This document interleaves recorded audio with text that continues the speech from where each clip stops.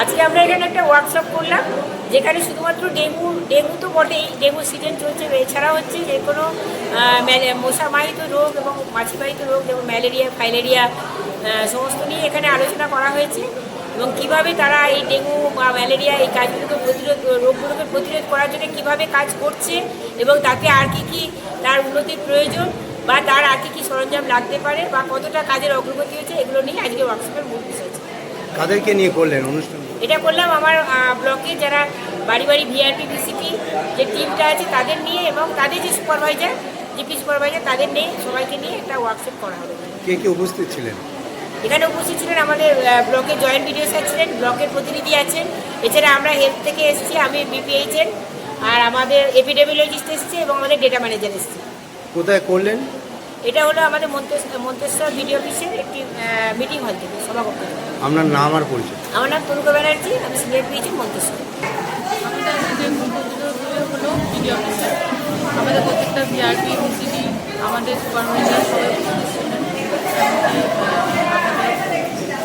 আগে থেকেও হসপিটাল থেকেও ওনারাও ছিলেন, জয়েন্ট ভিডিও ছিল।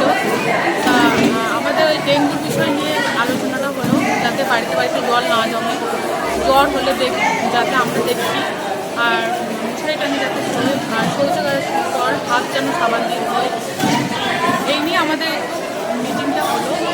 তা সবাইকে সতর্কতা করার জন্যই আমাদের এই মিটিংটা ডাকা হয়েছিল।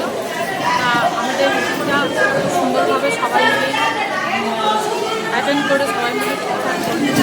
তা আমাদের সবথেকে সতর্ক, এখন বর্ষাকাল চলছে, চারদিকে মশার তারপর চারদিকে জলও জমছে, সেগুলো আমরা স্প্রে করার চেষ্টা করছি।